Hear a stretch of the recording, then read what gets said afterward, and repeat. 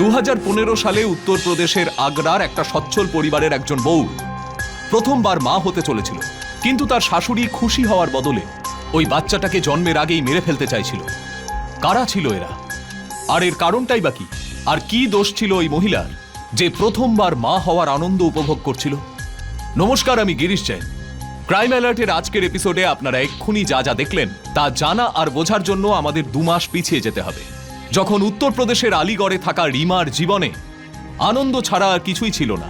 আসলে রহস্যটা কি, আর এমন কোন কাজ ছিল যেটা এখনো লুকোনো হচ্ছিল, আর সেটা সম্পূর্ণ হওয়া এত জরুরি ছিল কেন?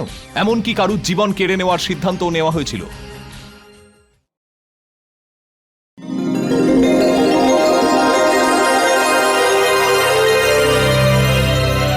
দিদি, তোর জন্য এই সালোয়ারটা নিয়ে এসেছি, কি সুন্দর দেখ।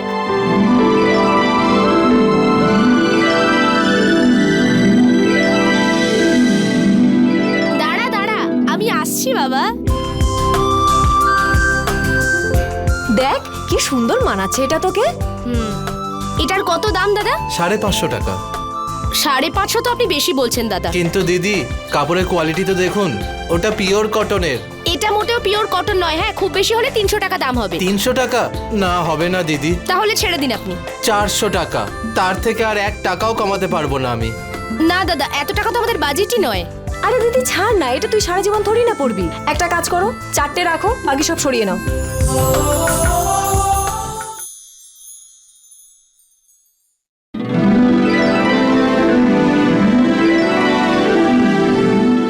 বাবা, আজ তোমার আসতে এত দেরি হলো কেন বাবা? কাজে আটকে গেছিলাম মা।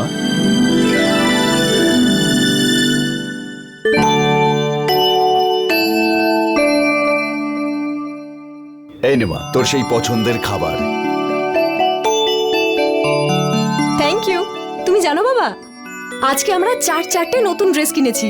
হ্যাঁ বাবা, আর তুমি জানো সেটাও মাত্র 1100 টাকা দিয়ে। ঠিক আছে মা, এখন তোদের মন যা চায় সেটাই কর। এখন কিন্তু তোদের দুজনের সম্বন্ধের কথাও চলছে। বাবা, তুমি কিন্তু 3 দিন ধরে কাশছো, ডাক্তারের কাছে কেন যাচ্ছ না বলো তো? মা, সাধারণ সর্দি কাশি এমনিই ঠিক হয়ে যাবে। এমনি এমনি সেরে যাবে না, আমরা দুজন কালকে তোমাকে ডাক্তারের কাছে নিয়ে যাব। ঠিক আছে মা। ভাইরাল ফিভার ঠিক হয়ে যাবে। কিছু ওষুধ দিয়ে দিচ্ছি, সময় মতো খাইয়ে দিও। সারাদিন ধরে কি দুধই বিক্রি করবে? শরীরের দিকেও তো খেয়াল রাখতে হবে। দেখো কত ওজন বেড়ে গেছে। আঙ্কেল, বাবার ওজন তো দিন দিন দিদির জন্যই বেড়ে যাচ্ছে। কখনো ঘি দিয়ে আলুর পরোটা খাচ্ছে, কখনো বা কপির। তা বৌদি চলে যাওয়ার পর কি ঘরের সমস্ত কাজকর্ম ওই করে? হ্যাঁ, বেচারি অনেক কাজকর্ম করে। তা তো সব ঠিকই আছে, কিন্তু তোমরাও তোমাদের স্বাস্থ্যের দিকে খেয়াল রাখো। এমনিতেই আজকাল অনেক রোগ জীবাণু চারিদিকে ছড়াচ্ছে। প্রত্যেককেই 6 মাস পর পর চেক আপ করে নেওয়া উচিত। তোমরাও আজকে করিয়ে নাও, আজ ফ্রিতে চেক আপ হচ্ছে। যাও করিয়ে নাও। যা মা, যা যা যা। মেয়েদের জন্য কোনো সম্বন্ধ দেখেছো তুমি? হ্যাঁ ডাক্তারবাবু, দেখেছি, কিন্তু কাউকে তেমন পছন্দ হয়নি। ঠিক আছে, আমি যদি কোনো ভালো সম্বন্ধের খোঁজ পাই তোমায় বলবো। হ্যাঁ অবশ্যই বলবেন। নমস্কার। পরোটার গন্ধ তো দারুণ বেরোচ্ছে মা। অনেক ঘি ঢেলেছিস নাকি?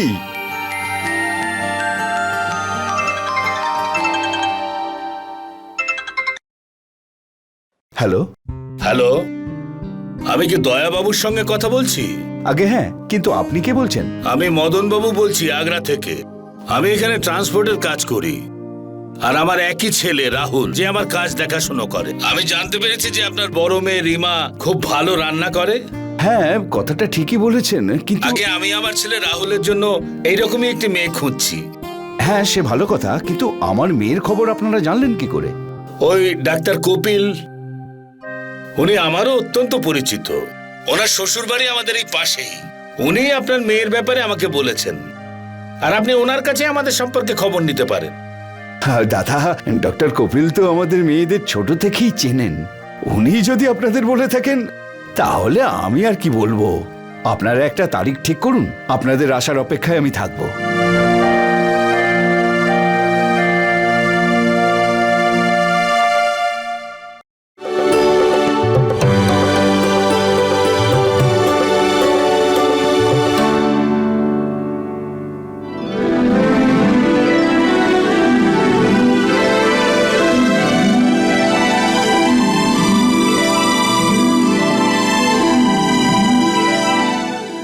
এসো মা, বসো না।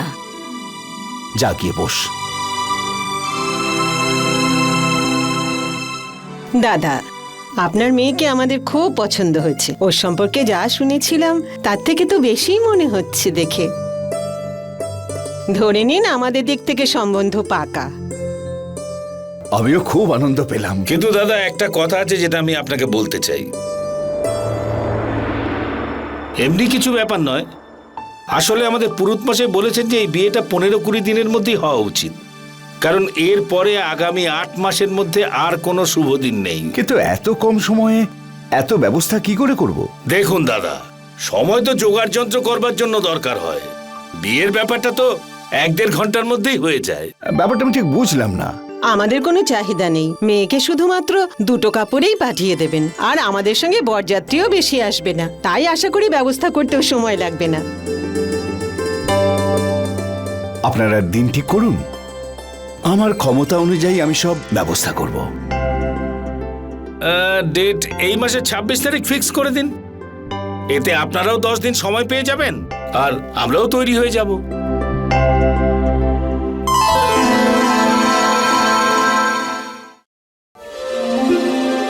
এই 4-5 দিনের মধ্যে কি কিছু বুঝতে পারলে? না, এই কাজটা যত তাড়াতাড়ি হবে ততই ভালো। মেয়েটার ব্যাপারে তোমার কি মনে হচ্ছে? আমরা যেমনটা চেয়েছি ঠিক সেরকম। আমরা যেটা চাই ও সেটা করবে?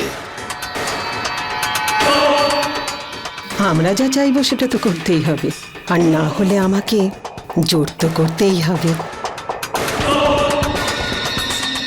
যদি কোনো প্রবলেম হয় তাহলে? আমি আমার চাল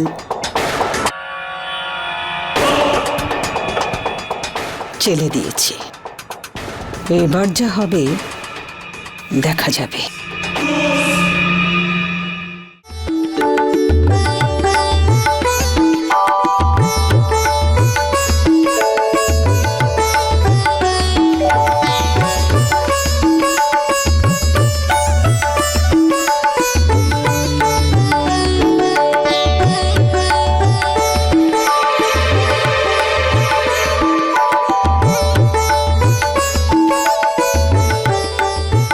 আরে আরে আরে, বেঁচে থাকো মা, বেঁচে থাকো।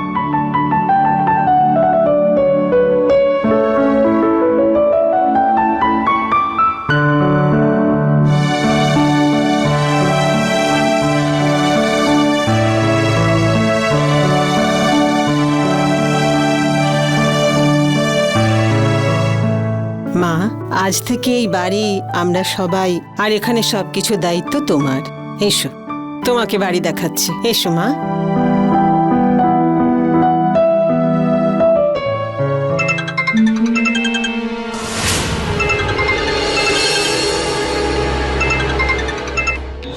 হ্যালো, তুমি আমায় এই সময় ফোন কেন করছো?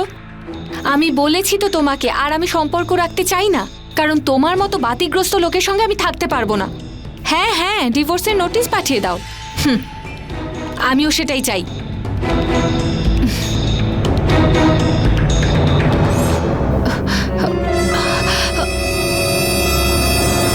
পুরো বাড়িতে অতিথিরা রয়েছে, ভয় লাগে না তোমার? পাগলদের ভয় করে না, বাকিরা তাকে ভয় পায়। আচ্ছা, কার সাথে কথা বলছিলে তুমি? আমার হাজবেন্ডের ফোন ছিল, ডিভোর্সের হুমকি দিচ্ছিল। ভালোই তো সেটা, এতে আমাদের রাস্তাটা পরিষ্কার হয়ে যাবে। আচ্ছা, তোমার বৌদিকে কেমন লাগলো? খুব ভালো। আমার সঙ্গে পরিচয় করাবে না? না, তোমার জন্য তো আমি যথেষ্ট।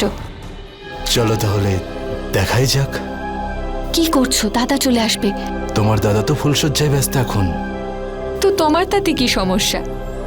আমি তো ভাবছিলাম যে আজকের রাতটা তোমার সঙ্গে এখানেই কাটিয়ে দিই।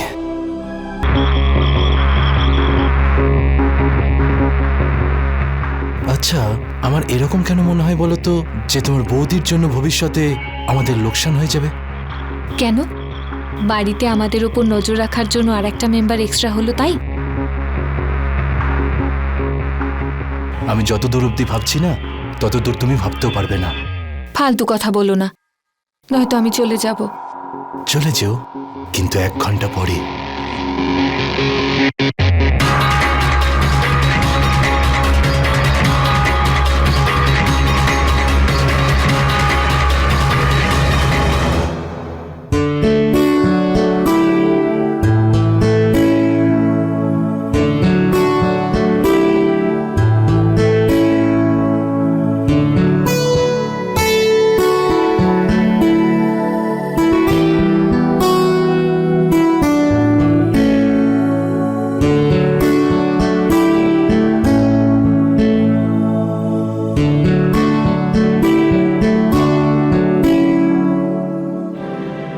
তোমার বোন খুব স্মার্ট না?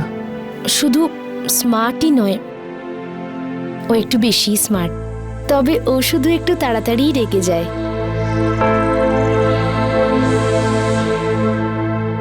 একটা কথা জিজ্ঞেস করি? বলো। তুমি তো খুব সুন্দরী, তো এর আগে তোমার জীবনে কেউ আসেনি? না, বাইরে যাতায়াতের সময় বোন সঙ্গে থাকতো, আর বাড়িতে আসার পর আমার আর বেরোতে ইচ্ছে করতো না।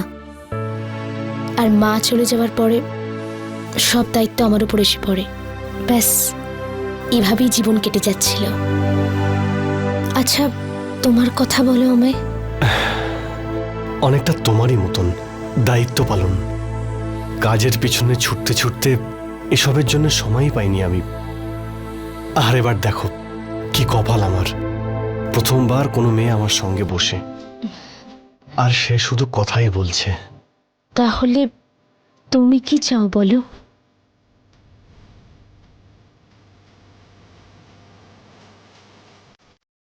শুনেছি যে মেয়েরা যখন লিপস্টিক লাগায় তখন নাকি মিষ্টি লাগে। তাহলে টেস্ট করেই দেখো।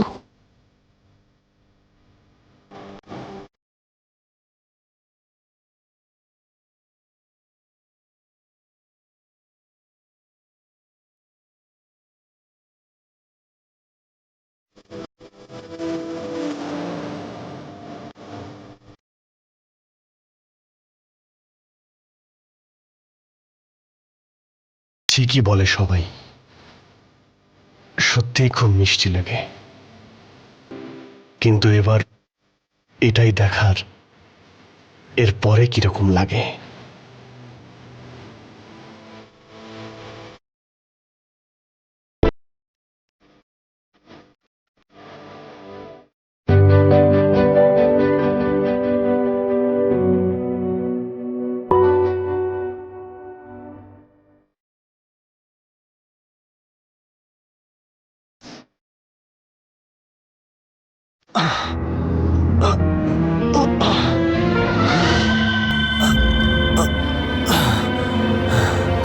আরে,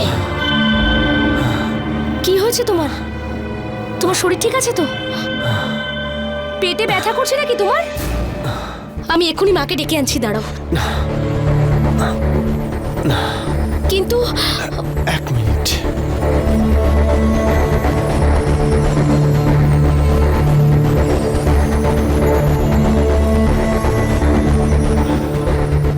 এখন ঠিক আছো?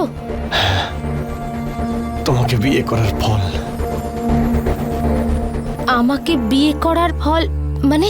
আরে না, আমি বিয়ে করতে যেতাম না, উল্টো পাল্টা কিছু খেতাম না, অ্যাসিডিটি হতো, আর না এরকম পেট ব্যথা হতো। আসলে অনেক দিন ধরে উল্টো পাল্টা খাচ্ছি তো, তাই অ্যাসিডিটি হয়ে গেছে আর ব্যথাটাও করছিল, কিন্তু এখন ঠিক আছি। আচ্ছা একটা কাজ করো, একটা ভালো করে চা করে আনো। সেটা খেয়েও তো অ্যাসিডিটি হতে পারে। আরে বাড়িতে এক মা কম ছিল, আরেক মা এসেছে। আচ্ছা, আমি তোমার জন্য দুধ নিয়ে আসছি। এই আবার কি হলো? চলে যাওয়ার আগে নিজের মুখটা ঠিক করে নাও। এই কাল রাতে যে আমি লিপস্টিক টেস্ট করেছিলাম, সেটা তোমার ঠোঁট দেখে এখনো বোঝা যাচ্ছে।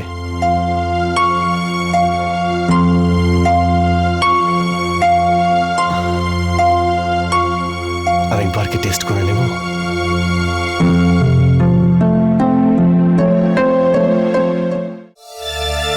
আমি ওকে বলে দেব। হ্যাঁ, ওকে।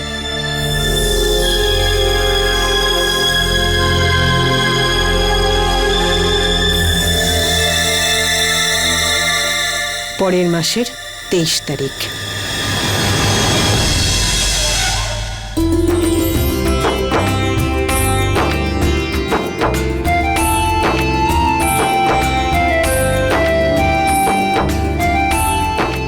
আসলে মা, আপনার সঙ্গে একটু কথা ছিল।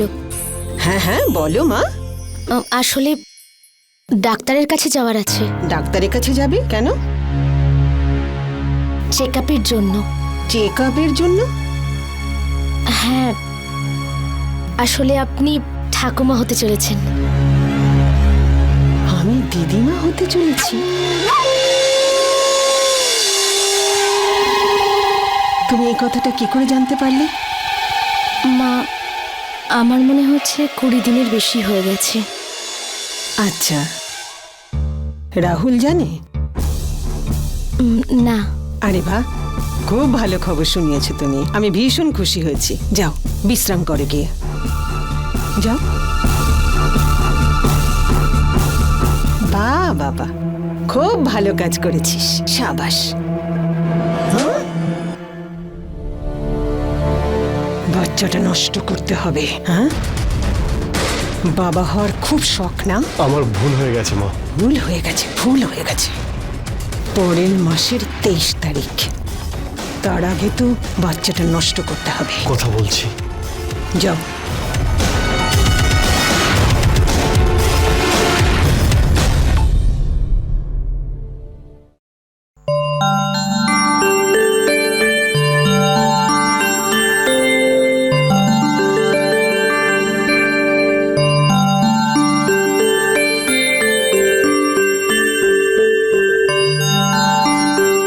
তুমি জানো আমি কত খুশি হয়েছি?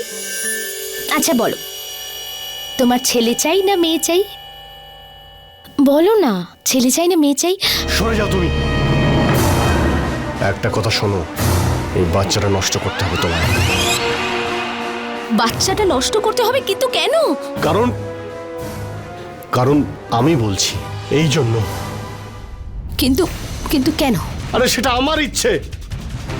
তুমি তর্ক করো না, তোমাকে যা বলছি তুমি তাই করো। তোমার এই ইচ্ছেটা তো কোনো কারণই নেই, আর তার জন্য আমি আমার বাচ্চাকে মেরে দেবো যে এই পৃথিবীর আলোই দেখিনি। না, যদি অন্য কোনো কারণ থাকতো তাহলে আমি একবার ভেবে দেখতাম, কিন্তু এই কথাটা আমি মানতে পারবো না। আমার বাচ্চা এই পৃথিবীর আলো দেখবে। আমি আমি এক্ষুনি মায়ের সাথে কথা বলছি। আমি জানি না, আমার কোনো ভুল নেই। তোমার ওকে আগেই বোঝানো উচিত ছিল।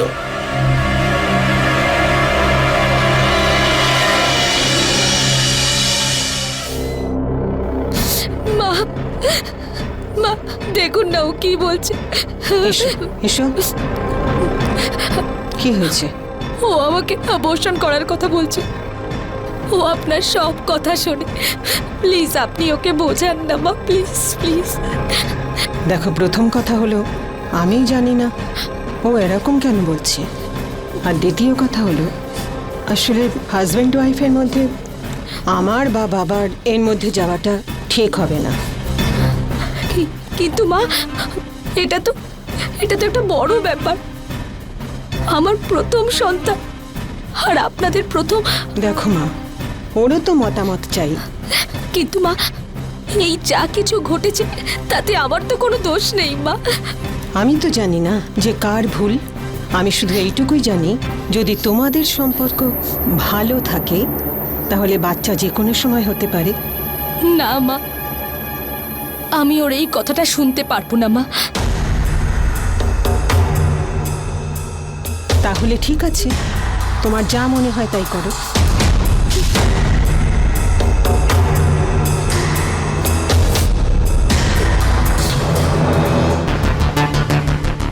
এবার যদি ও এই কথাটা জানতে পারে যে রাহুল ওকে এটা কেন বলছে, তাহলে বুঝতে পারছো কি হবে?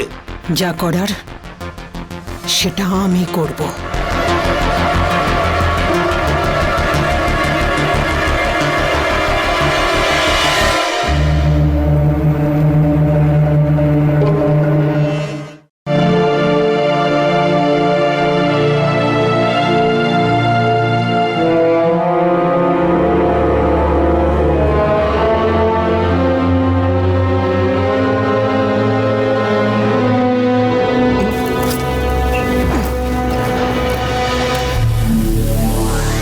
পাগল হয়ে গেছো?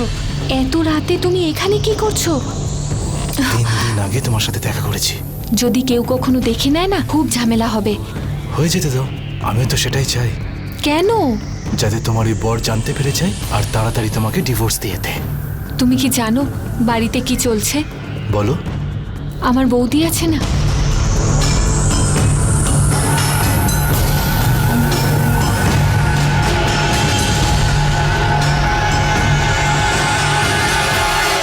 আমি তো ভাবছিলাম আমি বৌদিকেই সাপোর্ট করি, কারণ এতে আমাদেরই লাভ হবে। আপাতত তুমি আমার প্ল্যান অনুযায়ী চলো। আমি যা যা বলছি আর যেভাবে যেভাবে করতে বলছি সেইটা করো। তারপর দেখবে খুব তাড়াতাড়ি এই বাড়িটা আমাদের হয়ে যাবে, আর আমরা দুজনেই বাড়িতে ভর্তি করব। কি করে?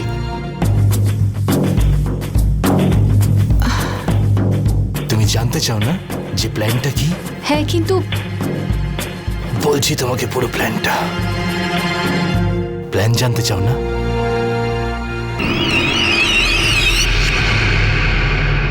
আরে কি হলো রে তোদের, এত চেঁচামেচি কিসে? আরে আশেপাশের লোক কি ভাবছে? দেখুন না বাবা, ও আমাকে জোর করে অবসরের ওষুধ খাওয়াতে চাইছে। তুমি যদি ভালো মুখে সবকিছু মেনে নিতে তাহলে ও জবরদস্তি করতো না। এটা কি বলছেন মা আপনি? আমি এটা কি করে করতে পারি? আমার কি দোষ বলুন? তার এই বাচ্চাটারই বা কি দোষ? আমার মনে হয় এই বাচ্চাটা আমার নয়। লজ্জা করে না তোমার? তুমি কি করে বলতে পারলে যে এই বাচ্চাটা তোমার নয়? কারণ বিয়ে করার পরে এত তাড়াতাড়ি কেউ প্রেগনেন্ট হতে পারে না, বুঝেছো? তুমি চলো আমার সাথে ডাক্তারের কাছে, আর ওখানে গিয়ে জিজ্ঞেস করো যে এত কম সময়ের মধ্যে কোনো মেয়ে প্রেগনেন্ট হতে পারে কি পারে না। বৌমা, তুমি বোঝার চেষ্টা করো। না মা, এর আগে হলে হয়তো আমি একবার ভেবে দেখতাম, কিন্তু আর নয়। বাচ্চার জন্ম হবার পর আমি এটা প্রমাণ করে দেব যে এই বাচ্চাটা আসলে কার। আর কেউ যদি আমার সাথে জবরদস্তি করার কোনো রকম চেষ্টা করে, আমি পুলিশের কাছে গিয়ে কমপ্লেন করব।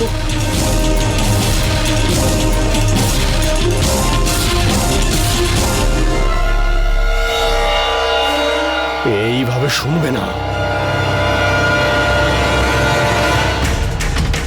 এইভাবেও মানবে না। আমাদের কোনো দ্বিতীয় রাস্তা দেখতে হবে। আমাদের হাতে সময় কোথায়? এই কাজটা যদি 4-5 দিনের মধ্যে না হয় তাহলে এটা খুব প্রবলেম হয়ে যাবে।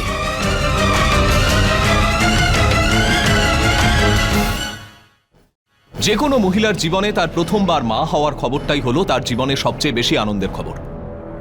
রিমা আশা করেছিল যে এই খবরটা শোনার পরেই তার পরিবারে খুশির জোয়ার আসবে, কিন্তু ও এটা জেনে খুব অবাক হয়েছিল যে ওর স্বামী ওর গর্ভে বেড়ে ওঠা এই সন্তানকে জন্মের আগেই মেরে ফেলতে চায়, যার কোনো উপযুক্ত কারণও ছিল না। ওর মনে হয়েছিল এ ব্যাপারে ওর শাশুড়ি হয়তো ওকে সাহায্য করবে, কিন্তু সেখানেও ও নিরাশই হয়েছিল। বলা হয় যে মানুষ যা কিছু করে তার পেছনে তার কোনো না কোনো স্বার্থ অবশ্যই থাকে, সেটা লোভ হোক বা মোক্ষ। যদি ওর স্বামী আর শ্বশুর শাশুড়ি এই সিদ্ধান্ত নিয়ে থাকে যে রিমা নিজের সন্তানের জন্ম দেবে না, তবে তার পেছনেও কোনো কারণ আছে, কোনো না কোনো রহস্য অবশ্যই লুকিয়ে আছে। কি ছিল সেই ঘৃণ্য রহস্য, আর এমন কি কারণ ছিল যা এবার রিমার জীবনকে শেষ করে দিতে চলেছিল? এটা কি কারুর কোনো গভীর ষড়যন্ত্র ছিল, নাকি কারুর প্রয়োজন?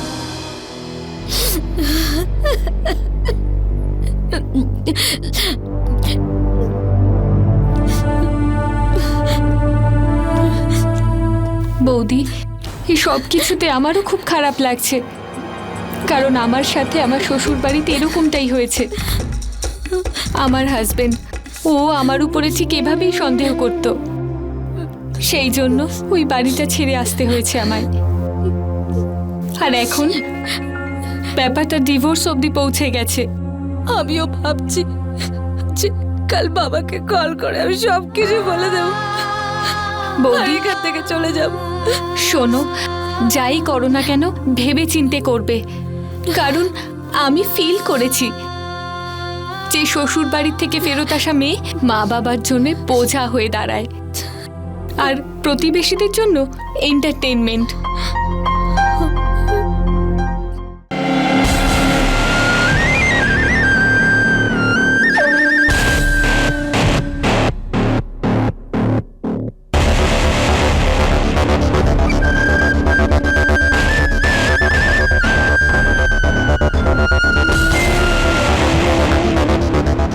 বৌদি, দুধটা খেয়ে নাও প্লিজ। না, আমার মুড নেই। বৌদি দেখো, তুমি কিন্তু 2 দিন ধরে কিচ্ছু মুখে দিচ্ছ না। ঠিক আছে, তুমি এখানে রেখে দাও, আমি পরে খেয়ে নেব। দেখো বৌদি, এভাবে যদি না খেয়ে দিয়ে থাকো তবে বাচ্চাটার ক্ষতি হবে। প্লিজ বৌদি।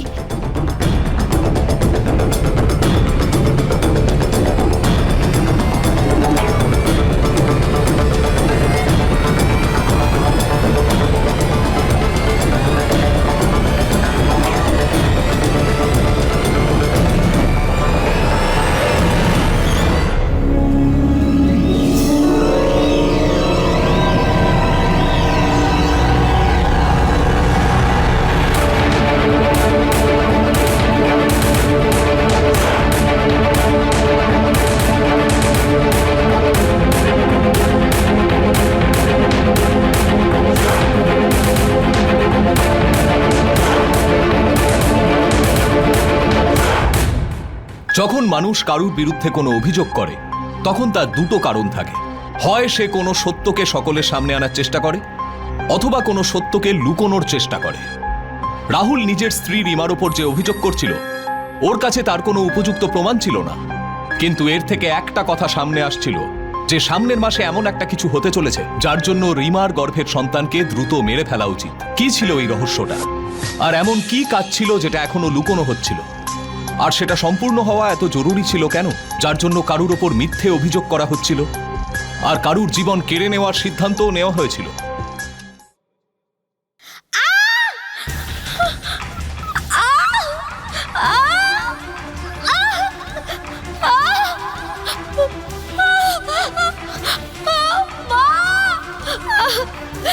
আমার পেটে খুব যন্ত্রণা করছে।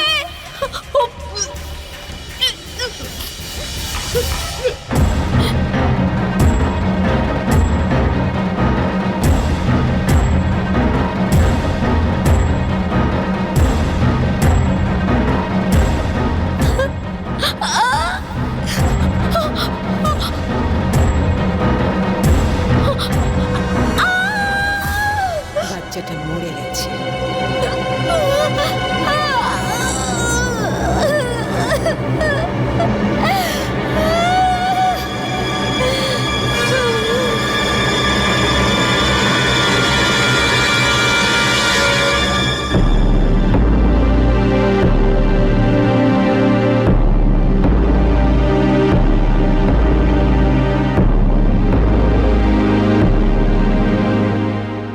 Rima, I am sorry. এই যা কিছুই হয়েছে সত্যি আমার তার জন্য খুব খারাপ লাগছে। তুমি তো আমাকে সন্দেহ করো, তাই না? তাহলে আমাকে ডিভোর্স দিয়ে দাও তুমি, আমি কিচ্ছু বলবো না। যেদিকে দু চোখ চায় চলে যাও। না না রিমা, না, আমি তোমায় কোথাও যেতে দেব না। আমি মানছি যে আমি ভুল করেছি। বন্ধুরা আমাকে ভুল বুঝিয়েছিল। আমি এটা বুঝতে পারছি আমার এই ভুলের জন্য তোমার খুব কষ্ট হয়েছে, কিন্তু এবার আমি সব ঠিক করে দেব। হ্যাঁ রিমা, আমি সব ঠিক করে দেব। প্লিজ আমায় ক্ষমা করে দাও।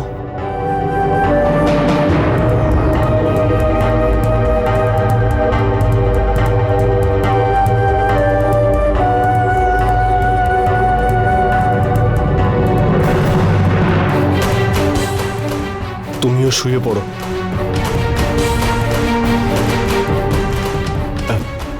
তোমার যখন ঘুম পেয়ে যাবে এই লাইটটা অফ করে দিও।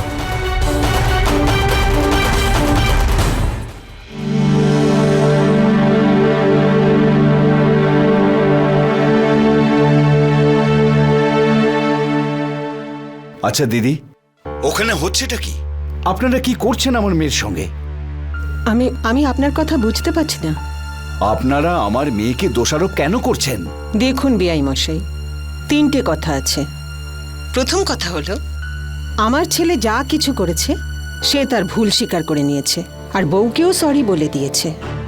আর দ্বিতীয় কথা হলো যে আজকালকার পরিস্থিতি এমন না যে সবকিছুতেই সন্দেহ হয়, আর আমি আপনাদেরকে ফোনও করিনি।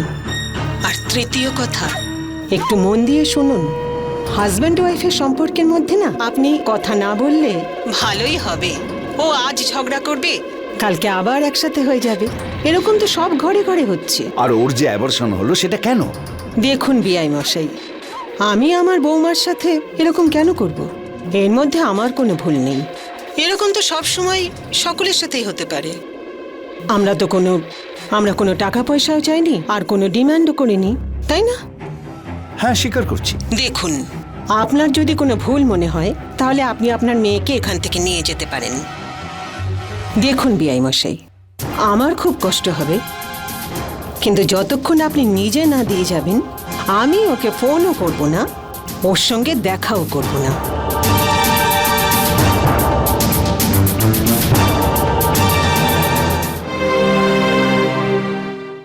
আঙ্কেল, ওর সাথে এত কিছু করার পর শুধু সরি বললেই তো সবকিছু সমাধান হয়ে যায় না। বাবা তো কিছুই করবে না, কিন্তু আপনার তো দুটো ফ্যামিলির সাথেই যোগাযোগ আছে। প্লিজ কিছু করুন। দেখো, যেমন তোমরা দুজনে আমার মেয়ের মতো, সেরকম ঠিক রাহুলও আমার ছেলেরই মতো। ও হয়তো ভুল করে ফেলেছে, কিন্তু মানুষ হিসেবেও খারাপ নয়। আঙ্কেল কিন্তু দেখো, দু একদিন পর গিয়ে আমি না হয় দেখে আসবো। ডোন্ট ওয়ারি, আমি কারোর সাথে কোনো রকম অন্যায় হতে দেব না। Thank you uncle. ওকে।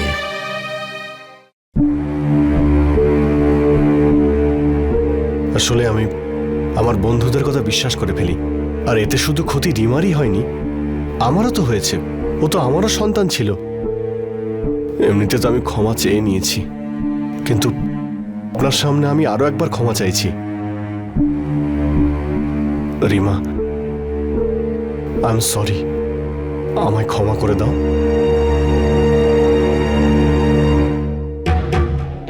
দেখো মা, ভুল তো যে কোনো মানুষই করে। জীবনে অনেক সময় কাউকে ক্ষমা করতেও হয়, আবার কারোর কাছে ক্ষমা চেয়েও নিতে হয়। এতে লাইফ অনেকটা ইজি হয়ে যায়।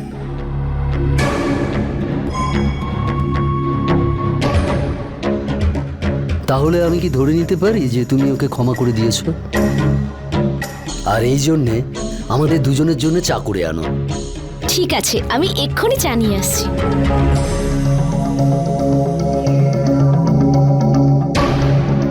দেখো বাবা, তোমাকে এই সম্পর্কটাকে খুব দায়িত্ব নিয়ে পালন করতে হবে। হ্যাঁ আঙ্কেল, আপনি ঠিকই বলছেন।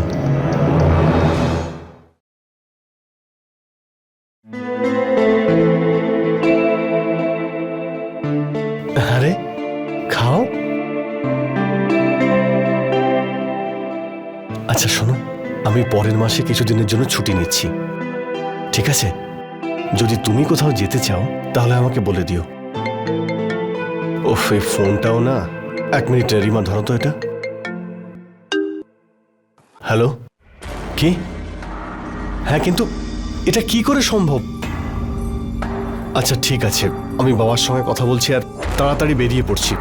হ্যাঁ হ্যাঁ, এক্ষুনি পৌঁছাচ্ছি। কি হয়েছে? আরে ওই মুম্বাইতে আমাদের দুটো ট্রাক লিগাল কেসে ফেসে গেছে, আমাকে এক্ষুনি যেতে হবে। আর দেখো, আমার ফিরতে সপ্তাহ তিনেক লাগতে পারে, ঠিক আছে? তুমি নিজের খেয়াল রেখো।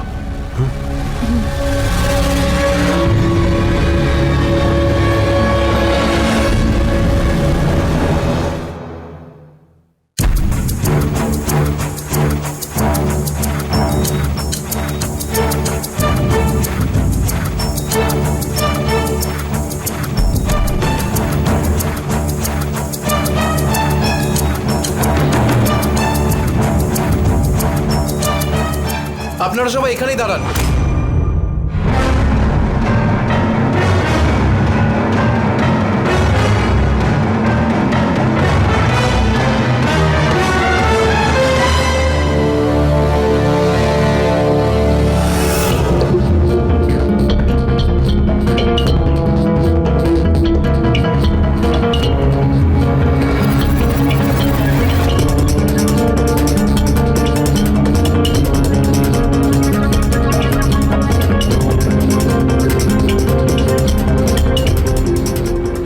অপারেশনের ব্যবস্থা করো। নার্স, ইঞ্জেকশন দিন।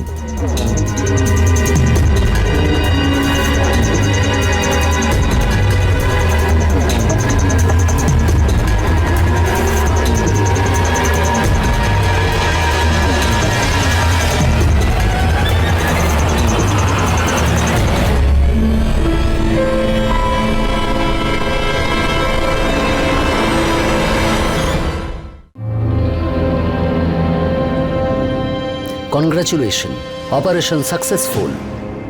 থ্যাঙ্কস ডাক্তারবাবু। আমার ছেলে এবার ঠিক হয়ে যাবে তো? একটা কিডনি তো আগেই খারাপ ছিল, আর সামনে 4-5 মাসের মধ্যে আর একটা কিডনিও খারাপ হতে যাচ্ছিল। আরে দাদা, এই জন্যই তো এত কিছু করতে লাগলো।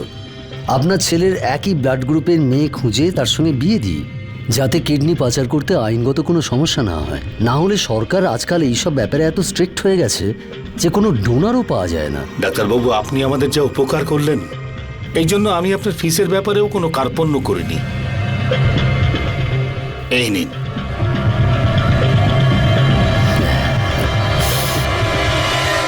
Thank you.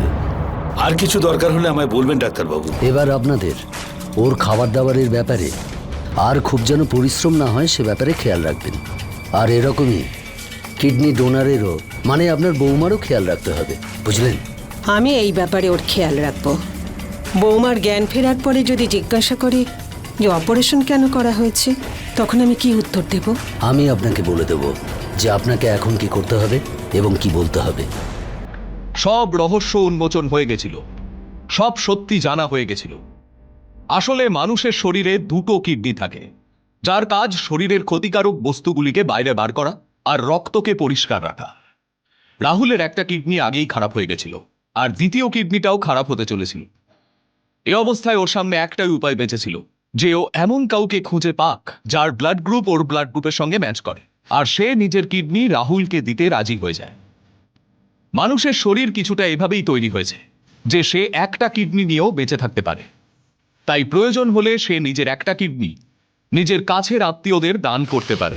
রাহুলের মা বাবা এই কথাটা জানতেন, তাই তারা ডক্টর কপিলের সাহায্যে রিমা নামের মেয়েটিকে খুঁজলেন, যার ব্লাড গ্রুপ রাহুলের ব্লাড গ্রুপের সঙ্গে ম্যাচ করে, আর তার সঙ্গে রাহুলের বিয়েও দিয়ে দেন, যাতে বিয়ের পর সে যখন নিজের স্বামীকে কিডনি ডোনেট করবে তখন তাতে কোনো সমস্যা না হয়। কিন্তু রিমার প্রেগনেন্সি সব প্ল্যান ভেস্তে দিল, কারণ প্রেগনেন্ট মহিলার কিডনি বের করে নেওয়া যায় না। তাই তাকে ঠকিয়ে তার অ্যাবর্শন করে দেওয়া হলো, আর এইভাবে তাকে ঠকিয়ে তার কিডনিটাও বের করে নেওয়া হলো। এই দুটো কাজই না তো কেবল দেশের আইন, এমনকি মনুষ্যত্বের বিরুদ্ধেও একটা বড় অন্যায়। আমি এখানে কি করে এলাম? বৌদি, কাল রাতে দাদা চলে যাওয়ার পরে তোমার পেটে প্রচন্ড ব্যথা করছিল, যেই কারণে তুমি অজ্ঞান হয়ে গেছিলে।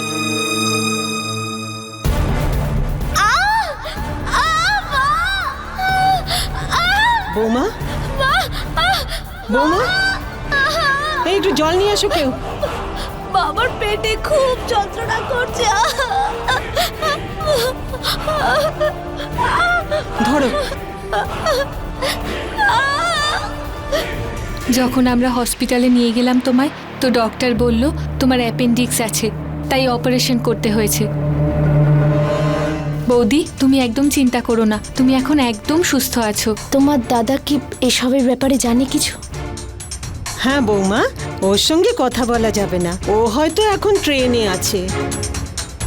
বৌদি, তুমি টেনশন করো না, দাদা আসা পর্যন্ত আমি তো আছি। তুমি বাবাকে আর পূজাকে একটু ইনফর্ম করে দাও প্লিজ। হ্যাঁ, আমি এখনই ফোন করছি।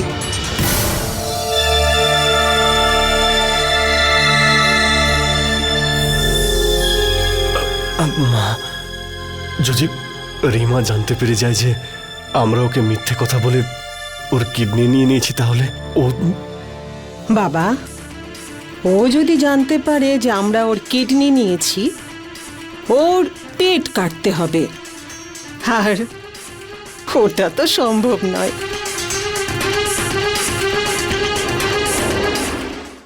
কিন্তু দিদি, তোর তো অ্যাপেন্ডিক্সের কোনো প্রবলেম ছিল না। যদি না থাকতো তাহলে ডাক্তারকে এমনি এমনি অপারেশন করতো। আর কি অদ্ভুত ব্যাপার দেখ, তোর এত বড় অপারেশন হয়েছে আর জামাইবাবু 1 সপ্তাহ ধরে বাড়িতে নেই। ওর তো কাজটাই এরকম, ও কাজের জন্য ম্যাক্সিমাম টাইম বাইরেই থাকে। ছাড় দিদি, তুই তো এমনিতেও আমার কথা শুনবি না। তোর কাটা জায়গাটা দেখা তো।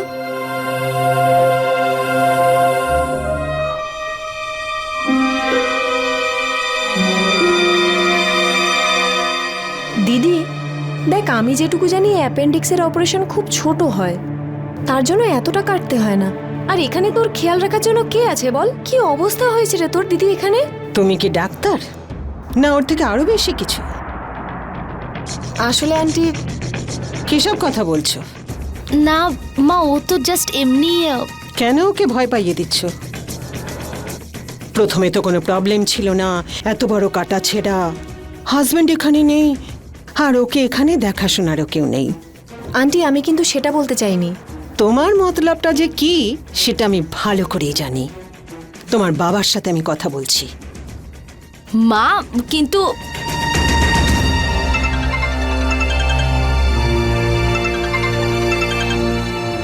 হ্যালো। নমস্কার বিআই মশাই। হ্যাঁ নমস্কার। আমি আপনাকে এটাই বলতে চাই যে আপনার ছোট মেয়ে পূজাকে এখান থেকে নিয়ে যান এক্ষুনি। কিন্তু আমাকে এটা অন্তত বলুন যে ও কি করেছে। পূজা তো আজই গেল। ও আমার বাড়িতে আগুন লাগাবার চেষ্টা করছে, ওর দিদির সংসার ভাঙতে চাইছে, ও আমার বিরুদ্ধে উস্কাচ্ছে, আর এটা আমি হতে দেব না। দেখুন দিদি, যদি ও কোনো ভুল করেই থাকে ওর হয়ে আমি ক্ষমা চেয়ে নিচ্ছি। আপনি পূজাকে ফোনটা দিন। নাও, তুমি তোমার বাবার সঙ্গে কথা বলো। বাবা আমি কোনো দোষ করিনি, এখানে যা দেখেছি দিদিকে তা নিয়েই জিজ্ঞেস করেছি। ও তো জানেও না যে ওর শরীরের কি অবস্থা, ও কিছু বুঝতেই পারছে না, আর ও বোঝার কিছু চেষ্টাও করছে না। ঠিক আছে মা।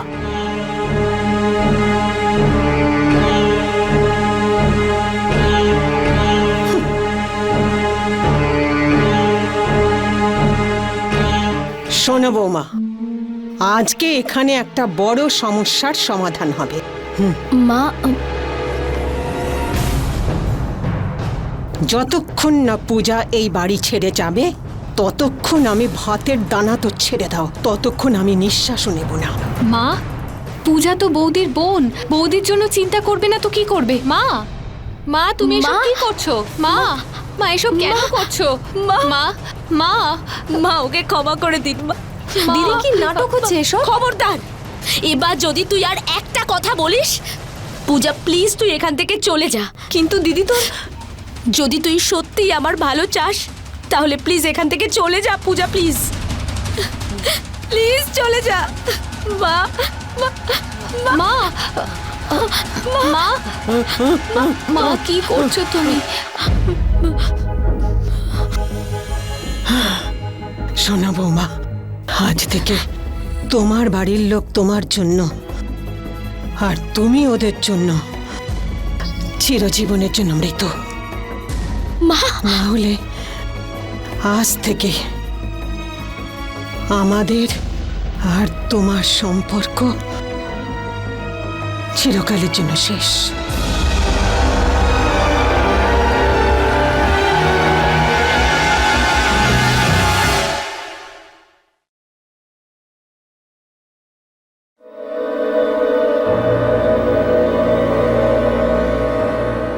আরে আরে তুমি তুমি কখন তুমি এলে? উঠো না, শুয়ে থাকো। কি করছো? আচ্ছা বলো তো, কেমন আছো? আমি ঠিক আছি, কিন্তু তুমি আমাকে কল করে কেন বলনি যে তুমি আসছো? আরে ওই দুটো ট্রাকের পেপারসে কিছু গন্ডগোল ছিল, পুলিশ আমাদের আটকে ছিল, তাই সেই জন্য একটু দেরি হলো। যখন ফ্রি হলাম তখনই চলে এলাম। আচ্ছা ঠিক আছে, তুমিও হয়তো ক্লান্ত, চলো শুয়ে পড়ো। না, আমি বাইরে শোবো। বাইরে? কিন্তু কেন? না মানে তোমার ডক্টরের সঙ্গে আমার কথা হয়েছে, উনি বলেছেন যে কম করে অন্তত 2 মাস তোমার কাছ থেকে আমাকে আলাদা শুতে। কিন্তু এইটা কি বলছো তুমি? কোনো ব্যাপার নয়, তুমি শুয়ে পড়ো। হ্যাঁ ঠিক আছে, বাকি কথা কালকে হবে। চলো শুয়ে পড়ো। ঠিক আছে।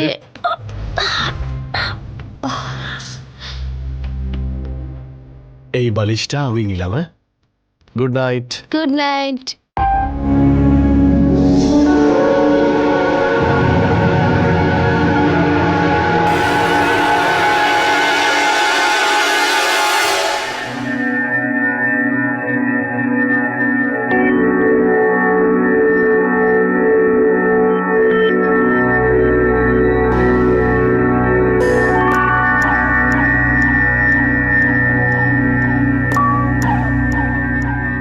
কেমন আছো তুমি?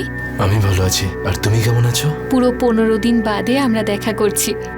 আসলে আমি একটু বিজি ছিলাম। আর হ্যাঁ, আমার না তোমার সঙ্গে একটা জরুরি কথা আছে। বলো। আমার মনে হয় যে প্ল্যানের শেষ চালটা চালার সময় হয়ে গেছে। কেমন? তোমার দাদা হসপিটাল থেকে চলে এসেছে, তাহলে প্ল্যান অনুযায়ী এখন তোমার বৌদির সবকিছু জেনে যাওয়া উচিত। তাতে কি হবে? Police case. আর ওরা যদি বৌদিকে মেরে ফেলে তো? সেক্ষেত্রেও আমাদেরই লাভ হবে। সেটা কি করে? এখন কি সারা রাত আমাকে এখানেই দাঁড় করিয়ে রাখবে?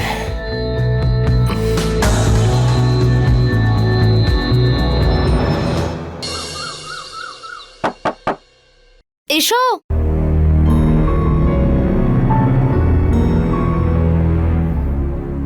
বৌদি, কি হয়েছে নীলম? বৌদি, আজ তোমায় একটা খুব দরকারি কথা বলার আছে, কিন্তু তুমি আমার দিব্যি করে বলো যে তুমি এই কথাটা কাউকে বলবে না। তুমি আমার উপর বিশ্বাস রাখতে পারো নীলম। বৌদি, তুমি একটা কথা ভেবেছো?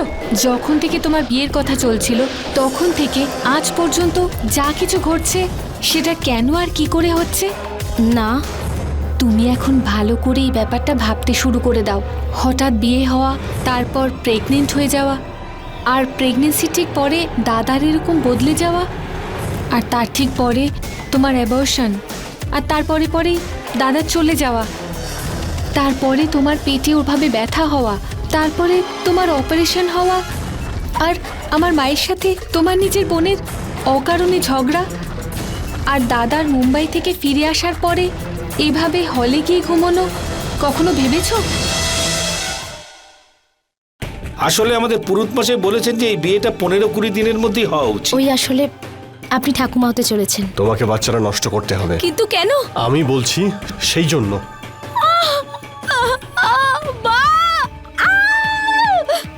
আরে ওই মুম্বাইতে আমাদের 2টো ট্রাক একটা কেসে ফেসে গেছে, আমাকে এক্ষুনি যেতে হবে। তোমার ডক্টরের সঙ্গে আমার কথা হয়েছে, উনি বলেছেন যে কম করে অন্তত 2 মাস তোমার থেকে দূরে শুতে। যতক্ষণ না পূজা এই বাড়ি ছেড়ে যাবে ততক্ষণ আমি ভাতের দানা তো ছেড়ে দাও, ততক্ষণ আমি নিঃশ্বাসও নেব না।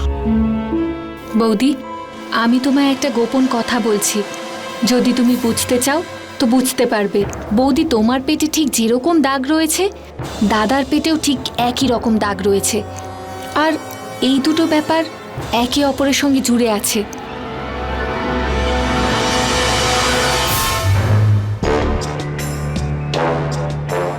বৌদি, এখন তুমি সব সময় চোখ খোলা রাখবে, তোমার কাউকে কিচ্ছু জিজ্ঞেস করার দরকার নেই।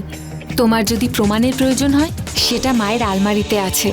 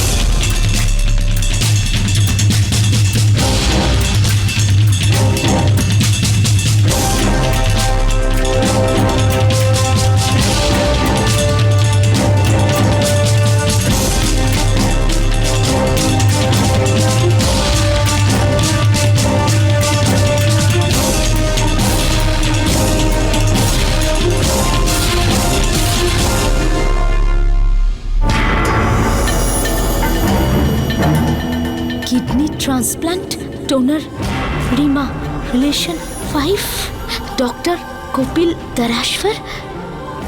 তার মানে হলো আমার বিয়ে থেকে শুরু করে এখনো পর্যন্ত যা যা হয়েছে সব শুধু আমার কিডনির জন্য। এত বড় বিশ্বাসঘাতকতা!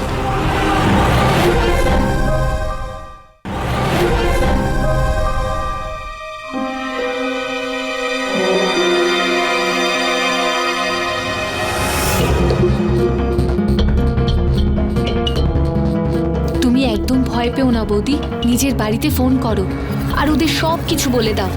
আর বাকি রইল পুলিশ, সেটা আমার উপরে ছেড়ে দাও। আর ভুল করেও নিজের রুম থেকে বাইরে বেরিও না, এখানেই থেকো।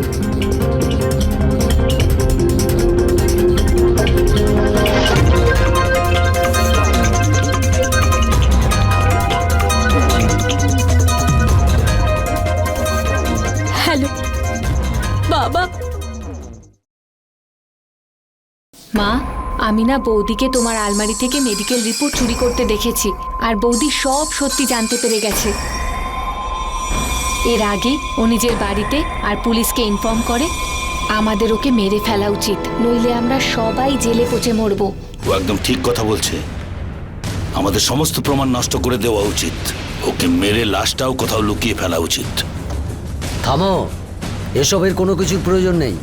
আমি এমন একটি ইঞ্জেকশন দেব, কোনো ডাক্তার কোনোভাবে বুঝতেই পারবে না যে কিসের জন্য এর মৃত্যু হয়েছে। আর পুলিশও কিছু করতে পারবে না। তাহলে দেরি করছেন কেন?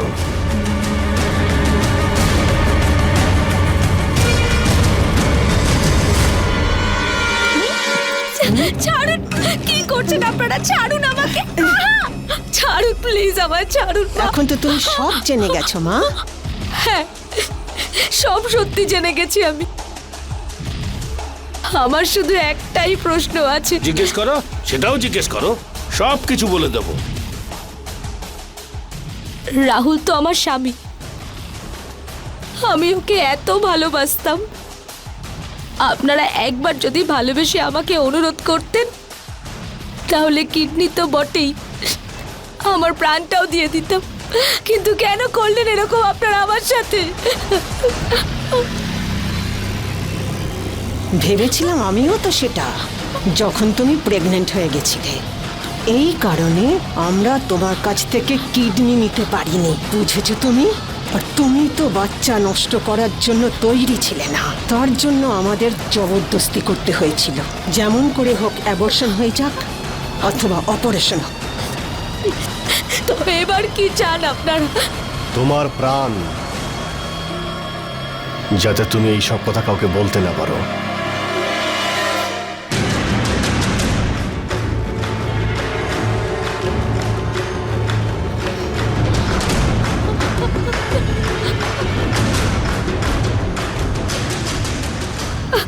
না না, প্লিজ না, প্লিজ না, না আঙ্কেল, আঙ্কেল প্লিজ না, আঙ্কেল না, আঙ্কেল না, না না।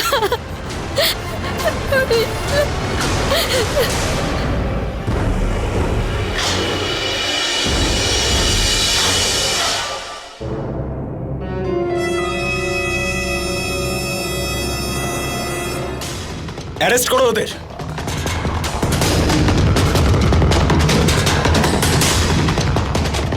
মা, বাবা, ছেড়ে দাও না বৌদি, ওদের বলো না আমায় ছেড়ে দিতে। বৌদি, আমিই তো তোমায় সব সত্যি বলেছি, আমি তো তোমার সঙ্গে ছিলাম বৌদি।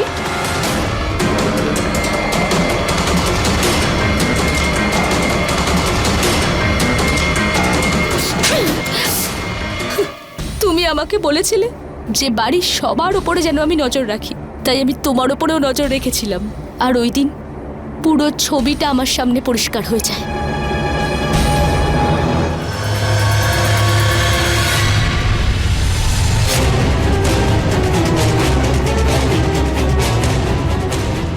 যেই তোমার বৌদি সমস্ত কিছু জানতে পেরে যাবে, তখন তুমি বাড়ির লোকেদের সব জানিয়ে দেবে, ওরা ওকে মেরে ফেলবে। আর তারপর তুমি পুলিশকে ফোন করে সরকারি সাক্ষী হয়ে যাবে। আর তারপরে আর বাড়ির লোকেরা জেলে, আর তুমি থাকবে আমার বুকে।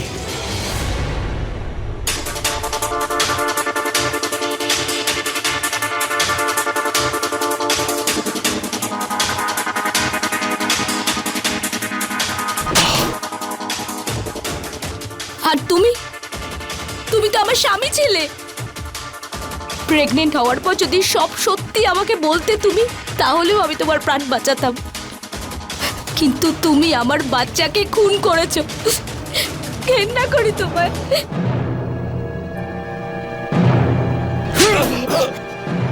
আমার মনে শুধু এটাই দুঃখ যে আমি শুধুমাত্র থাপ্পড় মারতে পারলাম, আর আপনি ডাক্তার, সামান্য টাকার জন্য সততা বেঁচে দিলেন।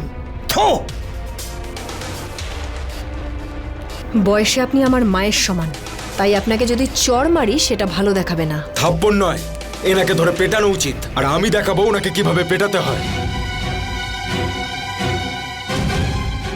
যে কোনো সম্পর্কের ভিত্তি স্থাপনেই যদি সত্যকে কবর দেওয়া হয় আর তার উপর মিথ্যের মাটি ছড়িয়ে দেওয়া হয়, তাহলে তার উপর তৈরি হওয়া ইমারত খুব কম দিনই টেকে।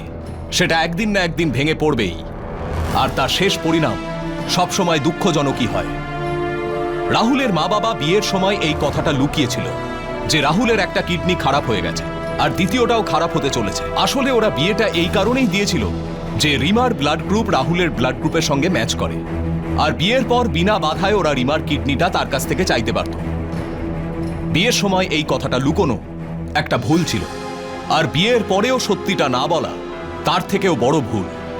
আর এটাও হতে পারত যে ওরা রিমাকে ভরসা করে সব সত্যি কথা বলে দিল, তাহলে হয়তো রিমা নিজের ইচ্ছেতেই ওর কিডনি দিয়ে দিতে রাজি হতো। কিন্তু তারা এরকম করেনি, তারা ওর ওপর অত্যাচার করে যাচ্ছিল আর ওর কিডনিটাও চুরি করে নিল, আর তারপরেও তাকে ঠকাতে থাকলো, আর শেষ পর্যন্ত ওকে খুন করারও চেষ্টা করেছিল। আজ এই পুরো পরিবার আর ডক্টর কপিল জেলে বন্দী রয়েছে। ডক্টর কপিলের কিডনি র্যাকেটের গোপনীয়তা ফাঁস হয়ে গেছে। নীলাম আর ওর প্রেমিক অরুণের স্বপ্ন ছিল যে সবাইকে জেলে পাঠানোর পর এই প্রপার্টির ওপর অধিকার কায়েম করে ওরা সুখে থাকবে। ওরাও আজ জেলে দিন কাটাচ্ছে। রিমা আর দ্বিতীয় বিয়ে করেনি, ও আজ একটা স্কুলের টিচার, আর সম্পূর্ণ চেষ্টা করছে যেন ওর স্টুডেন্টরা জীবনে সবসময় সৎ পথে চলে। পূজার আশীর্বাদ হয়ে গেছে, আর এবার ওর বাবা দয়া কোনো ভুল করেননি। উনি আগে থেকেই ছেলের ব্যাপারে সমস্ত খবরাখবর নিয়েছেন। মনে রাখবেন, যে কোনো অপরাধ ঘটার পেছনে অনেক কারণ থাকতে পারে, কিন্তু তার শিকারে পরিণত হওয়ার জন্য অনেক সময় আমাদের অসচেতনতা, আমাদের দায়িত্বজ্ঞানহীনতাই দায়ী থাকে। তাই এর থেকে সাবধান থাকুন। এর সঙ্গেই আমি গিরিশ জৈন ক্রাইম অ্যালার্টের এই এপিসোডে আপনাদের থেকে বিদায় নিচ্ছি। আবার দেখা হবে এরকমই একটা সত্যি ঘটনা নিয়ে। ততক্ষণ বি অ্যালার্ট, বি সেফ।